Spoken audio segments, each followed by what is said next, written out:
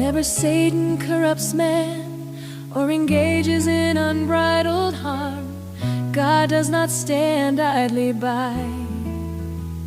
Neither does he brush aside or turn a blind eye to those he has chosen.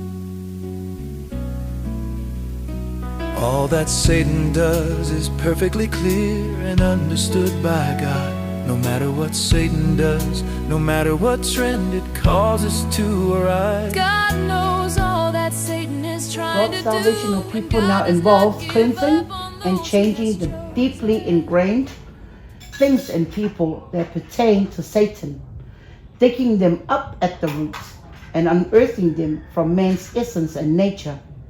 Why is God always dissecting man's views and intents? If now that God has come in the flesh, you do not know him, what does that say about your essence? Is it not that your essence resists God? This depends on whether or not your views and intents can accord with God.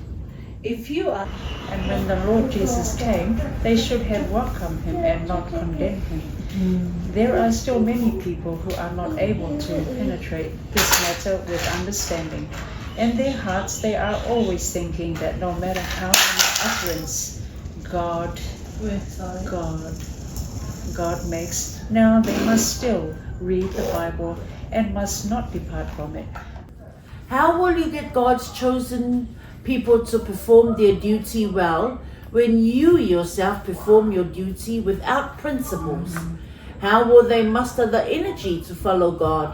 Those who act as leaders and workers should comprehend and master the states of all the different kinds of people in the church. Which among them have experience and understanding of God's words and of God's work, and who among them truly have self-knowledge and truly repent? He is no longer doing any miracles. He is no longer, coming down, to heal us. He's no longer doing any of that. Because a lot of us, for us in the new age, we understand that God no longer, repeat. He no longer comes down, to bless us with what we pray for. But what does he do? He enlightens us. He gives us the truth. He guides us, for us to work at it. It's no longer only God doing the work. It's us as well.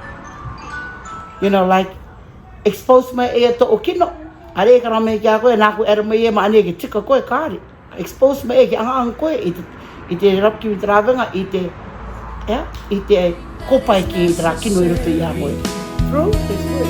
When God begins to work on someone, when he has chosen someone, he does not proclaim it to anyone, nor does he proclaim it to Satan, much less make any grand gesture. He just very quietly, very naturally does what is necessary. He just very quietly, very naturally does what is necessary. Very naturally does what is necessary.